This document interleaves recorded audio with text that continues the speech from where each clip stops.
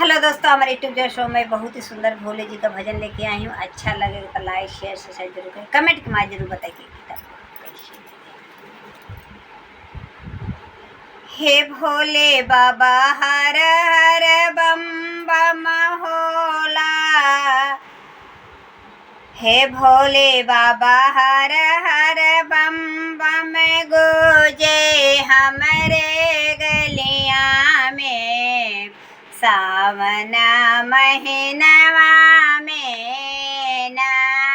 हे भोले बाबा हर हर बम बम गुजे हमरे गलियां में, सावन महीनवा में ना।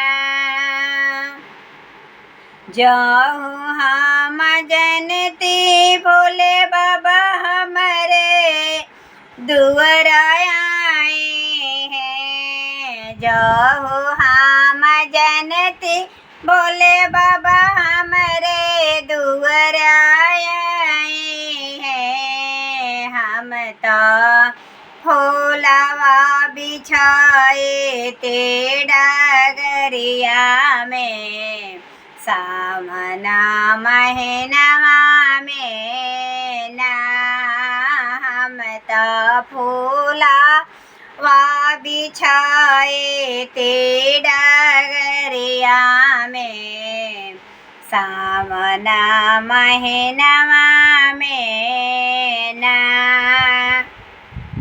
जाऊँ हम जनती भोले बाबा हमारा घर आए हैं, हमारा घर आए हैं बाबा, हमारा घर आए हैं। हम तो आंगना लिपाते गए गोबर से, सावन महीनवा में ना।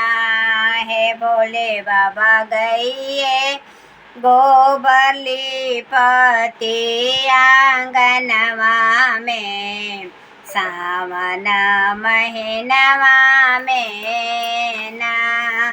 जाऊँ हम जनती भोले बाबा हमरे अंगना आए हैं, हमरे अंगना आए हैं हो, हमरे अंगना आए हैं। हम तो आसना लगाई थी आंगनवा में, सावन महीनवा में ना।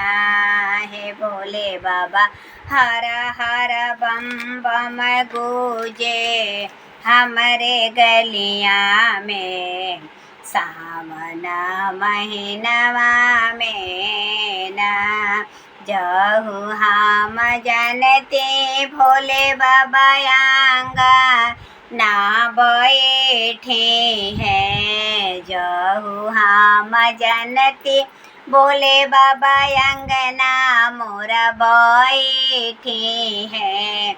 हे भोले बाबा चारा चाकर आई ते आंगनवा में, सावन के महीनवा में ना।